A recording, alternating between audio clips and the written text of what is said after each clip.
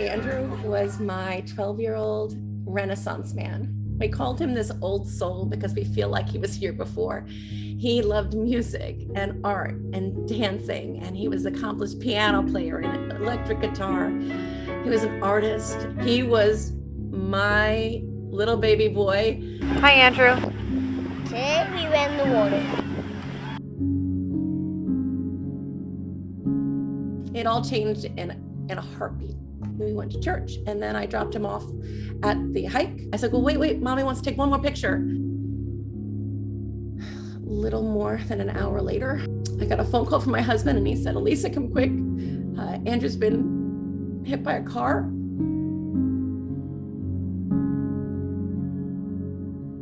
I said, what happened to the driver? Did he have a seizure? Did he have a heart attack? What happened? And they all looked at me with a blank stare, and I would find out later that he was 2 times the legal limit and had been drinking all morning at the golf course. John Michael's my firstborn child. He was a very loving person, very funny, a very smart young man. He was a great athlete. He used to play football. He played basketball. He ran track. He was a power lifter. He played soccer. You name it, he was he was an athlete. He loved that. He played the piano, jazz piano, and he played jazz saxophone. So he had a lot of different interests in his life, and he was looking forward to one day being an attorney.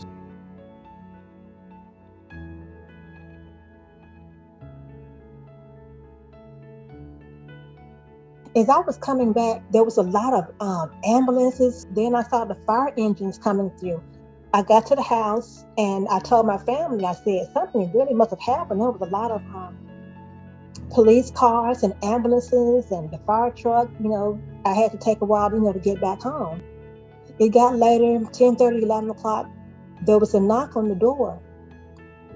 And I went to the door and there was 2 policemen standing out there. I said, oh my goodness.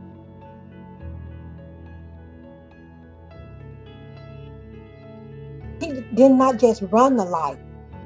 He went around 2 other vehicles and an 18-wheeler. 6:30 in the evening. John Michael was 19. Johnny Hernandez was a great man. He was a great father. He was also a veteran of war. February 28 of 2016 was the day that our lives changed very suddenly. It was just another Sunday evening for us. We decided we were going to take it real easy and just kind of hang out and have a lazy Sunday.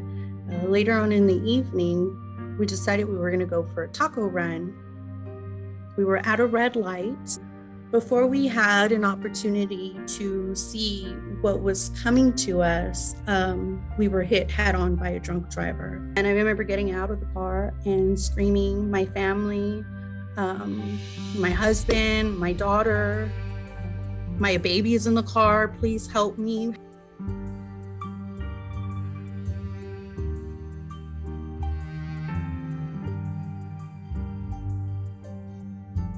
This driver was about 3 times over the legal limit. And it was just so unfortunate that he came back to San Antonio in his own community that, he went to go serve in the army and fight for our freedoms only to die in his own backyard and his community that he fought so hard for. My brother, Andrew Martinez, at the time of his passing in 2019, he was 30 years old. As just a person, he was a really kind person. He was really loving. He was really funny. Especially, he was an artist, mainly a hip hop artist, but not kind of the way you would think of in the mainstream sense. A lot of his music had to deal with putting a positive message out there. Love myself. Say love yourself first.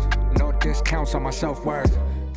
He also preached, a message of sobriety and a healthy living. Yeah, it's hard to admit that I have a problem. He himself was sober for about 5 years before he passed. On the way 2 trying to promote one of his shows, he was hit head on by a drunk driver in a residential area. The posted speed limit was 35 miles per hour.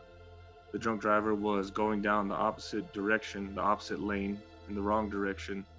He was traveling at speeds of nearly 90 miles per hour, and he hit my brother head on. You know, it's terribly ironic that he was sober and he promoted that healthy lifestyle, and his life was ended by an impaired driver.